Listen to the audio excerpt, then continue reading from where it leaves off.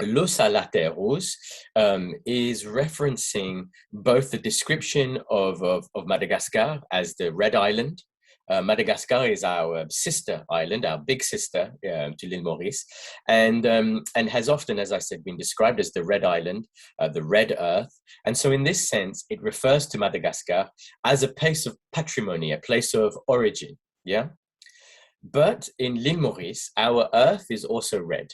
You know, it's a volcanic island. We also have the red soil, but here it's often seen as the red comes from the blood that has been spilled, because Maurice is a plantation colony, or it was a plantation colony. And so it has seen a lot of violence, that land. I was trying to understand the language of nationhood, the language of identity, the language of community. Where do these images come from? Do they just come from our parents? Do they come from the community or the religious practice or the cult or the ceremony? But what has been officially recorded versus what we say and what we think in our everyday community? And so it's because of this space in between that I started to look at archives, to reference one against the other. Because for sure, who creates the archive? The archive is not necessarily a space of complete truth. It is created by certain types of voice. Who sees what is important to record and save in the archive? What is deemed as not important enough to be left outside of it? So in this sense that it's important for me to put these different types of knowledge making next to each other, to perhaps understand more of our own histories and where we have come from as a people.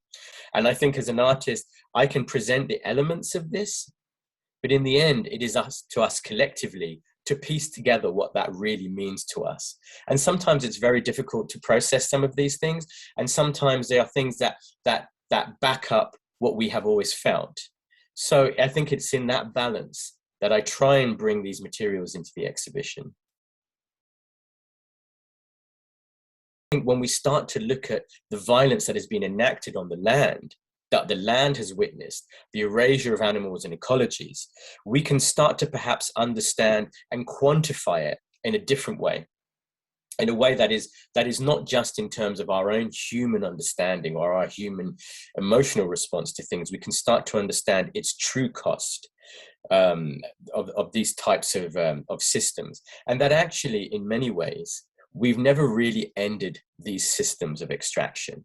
We still produce much of the goods, of the foods. You know, we talk about, for example, palm oil, the huge amounts of primary rainforest that is continued to be cut down. These practices were started, you know, in the late 15th, 16th century. They became at their height in the 18th and 19th century, predominantly under sugar and cotton plantations, but they continue to roll forward.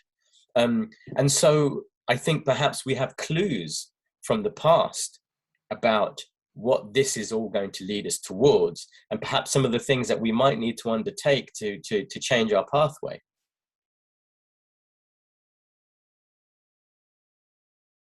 So when we start to look for stories that we can believe in, stories that give us strength of who we are, well, we look at the strategies of survival. For me, they nearly always exist within the hands of the women within our communities. The strength of our great-great-grandmothers who survived these environments. We are the proof of survival. You and I are the proof of survival of these very violent and complex histories, right? We have become the people we are. And so when we look at what those strategies are, what are the ways that we did it? It is bonds within community, in the end, that saves us. As Frantz Fanon used to talk about, it is love, and in a sense, it is the radical love, empathy that we need in order to move forward. And when actually the women are removed, the societies collapse very, very quickly, right? So it is here that I felt it is very important to highlight that it's not necessarily these huge notions of heroism that is actually the strength in us, that sometimes it's the small acts or the hidden ones that are the most heroic. All of my work, I suppose, in many ways has been navigating around trying to understand questions of who we are, where we've come from, and how we've arrived at where we're at. And in a little island like l'île Maurice, you cannot answer all of those questions just on the island. We have to look at our places of origin as well. And Madagascar is our biggest sister, but is also the founder of many aspects of who we are. Many of our ancestors would have come from Madagascar. It's not always so easy to trace this route, but certainly much of our language, much of our music, much of our cultural expression has come from this. And I think it is important for all of us, for all of our islands, to have an understanding of our interconnectedness.